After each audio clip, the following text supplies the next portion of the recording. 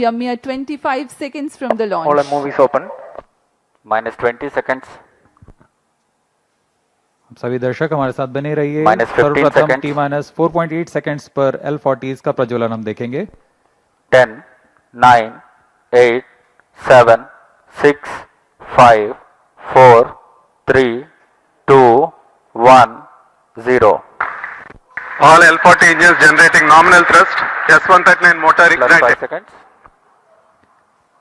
That's a Tracking. magnificent of the GSLV Lift F-16 off normal. NISAR mission. The deafening roar of GSLV and beautiful 15 seconds. silhouette brightening the Sriharikota sky.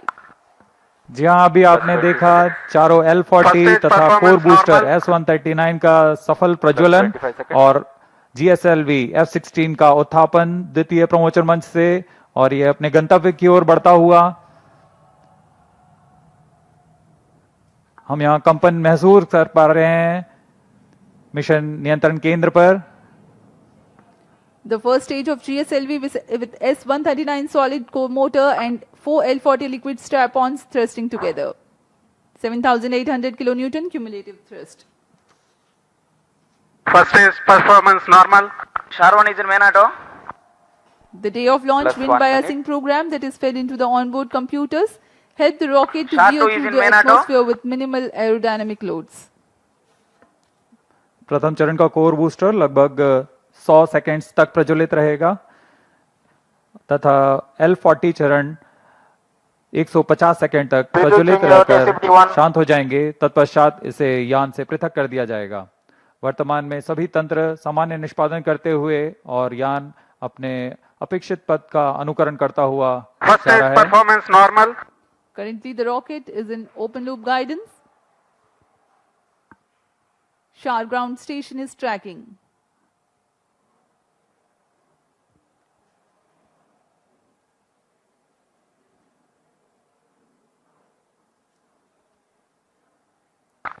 S139 burnout. Core booster का प्रज्वलन समाप्त हो चुका है। Here Plus we have 2 an minutes. announcement from the range operations director that the booster has stopped its operation. The 4 L40s are thrusting still. First stage performance normal.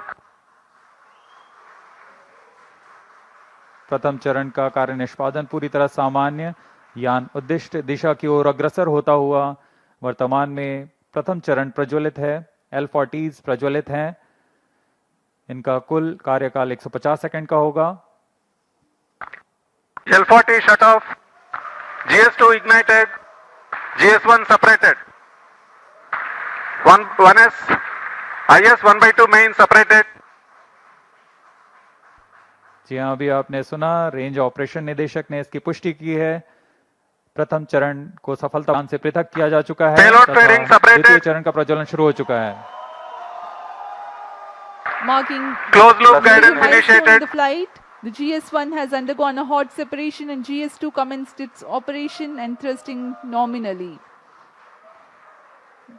The payload fairing has also been separated and closed loop guidance has been initiated.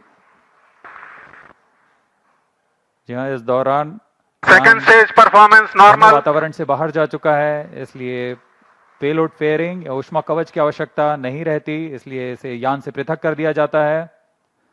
और अब यान close loop guidance के अंतर्गत है और स्वतः ही अपना दिशा निर्धारण कर रहा है।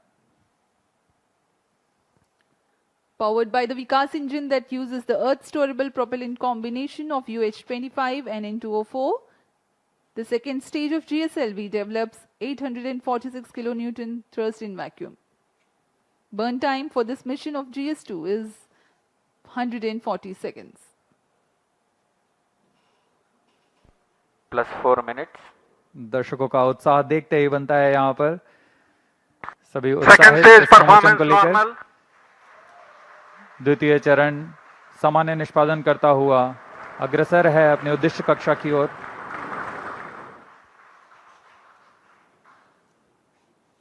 इसमें इस चरण में UH-25 तथा N2O4 ईंधन का प्रयोग किया जाता है। यह विकास इंजन द्वारा संचालित है। इस चरण का कुल प्रज्वलन काल लगभग 150 सेकंड का होगा।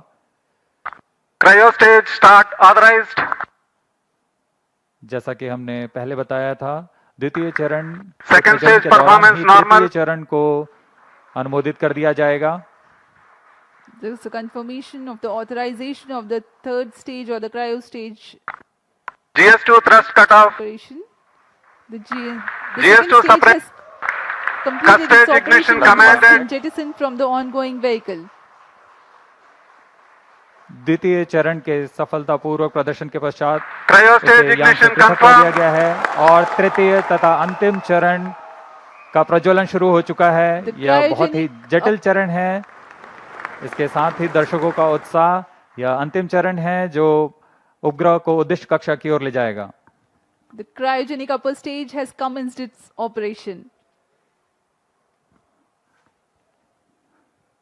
Cryo stage operating at operated level. The Cus stage with CE 7.5 engine with liquid hydrogen as fuel and liquid oxygen as oxidizer with a nominal thrust of 73.55 kilonewton. In this mission, there will be a thrust upratement of 11%, that is Cryo stage performance normal. 81.64 kilonewtons for about 405 seconds. plus 6 minutes.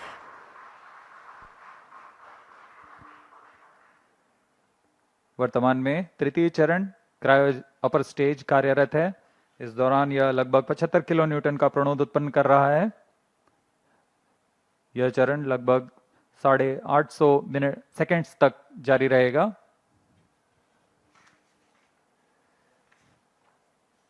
वर्तमान में सापेक्ष गति 3.49 kilometre प्रति second तथा ऊंचाई 514 kilometre की हो चुकी है।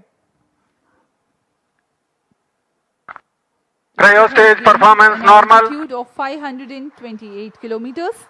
Shar and Trivandrum stations continue to extend tracking and telemetry support. When the cryo stage had commenced action, the instantaneous relative velocity was 3.5 kilometers per second. Plus While the 7 end minutes. of thrust upratement, it becomes 4.5 kilometers per second.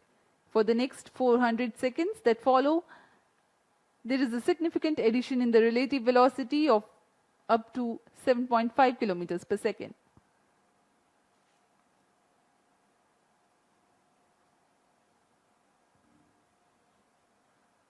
Cryo stage performance normal. सभी विशिष्ट वैज्ञानिक यहाँ उपस्थित इस घटना के साक्षी बनने के लिए। तृतीय चरण का निष्पादन पूरी तरह सामान्य। इस दौरान भू स्थित रडार स्टेशंस शार तथा त्रिवेंद्रम इसे भलीभांति ट्रैक कर रहे हैं।